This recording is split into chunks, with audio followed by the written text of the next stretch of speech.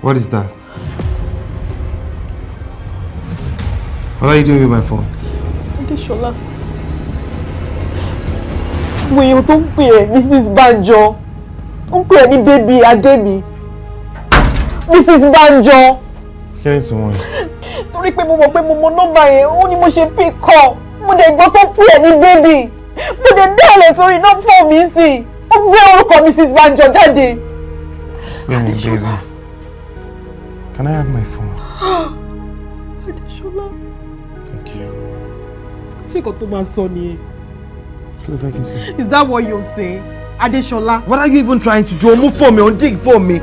Like you don't trust me or what are you trying to do? I just saw that number. Oh, familiar. Ni mo ṣe pé call. Why should you? Why? Is that what you should be saying? You're sleeping with a married woman. What do you mean I'm sleeping with a married woman? Ìyàwó níyàwó. Are you even making sense? You are sleeping with ìyàwó níyàwó. Can you just stop? Who is sleeping with a married orí mi lórí ẹni? What kind of accusation is that? Clients mi tó commit lẹ́ẹ̀kan tó wá sílé wa. Báwo ló ṣe sáré gba nọ́mbà ẹ̀ tó fi? Are you even making sense? Are you making any sense at all? Báwo ló ṣe rí nọ́mbà ẹ̀? Did you take it on my phone? Orí ìrọ̀rọ̀ burúkú ló fi lọ mi yẹn náà ṣọ́wọ́ okay orí mi lórí ẹni. Not your tongue!